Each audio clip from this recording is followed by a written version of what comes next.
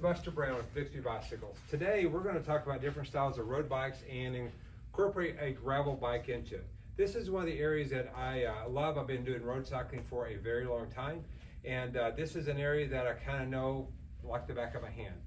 So today we're going to talk about gravel bikes, road bikes, aero bikes, and comfort bikes, as well as triathlon bikes. So Ironman is big right now, triathlons are big. So today we're going to start with a gravel bike. One of the things when people walk in our door, they ask me, what kind of bike do I need? If they're looking for a road setting, can I ride a gravel bike on the road? The answer is yes. Now the difference between a gravel bike and a road bike is the noticeable difference is right here. The fork has a much wider clearance for a much wider tire. You can go up to about a 45, 46 millimeter wide tire. And if you understand cycling, you probably know what that means. If you don't, then you can come in and we can help you with that. It simply is a width of the tire. The other thing is, on a road bike, the shifters and brakes are all right here incorporated in the handle. So you don't have to move your hands to shift or brake. So shifting rear, shifting front and brake rear. Front and rear brake, excuse me. This particular bicycle has hydraulic brakes on it. It has the 11-speed shifting system on the rear by Shimano, and it is a cable system, which means that the cables are shifting the bicycle when you activate them up here. Outside of that, this makes a great gravel bike. You can always incorporate a skinny tire and make it a road bike. So you can really do two disciplines at once if you wanted to do that by just switching out the tires on them or switching out the wheels. The other question comes up is, do I need a racing bike or do I need a comfort bike? What in the world is a comfort bike in road setting? What does it mean by a racing bike in road setting?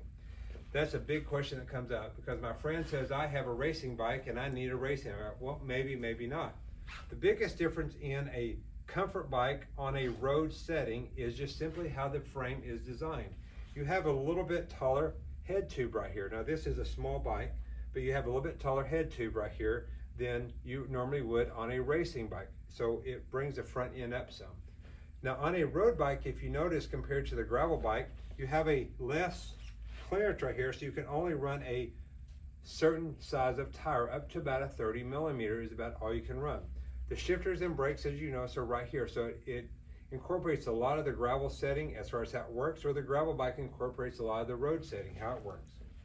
But this is your comfort bike, or also known as a relaxed fitting on a road setting. Now this one here, this is a aero bike by Fuji. It's a Transonic. If you notice, the shifters are also up here as well. Everything is incorporated in the brakes up here.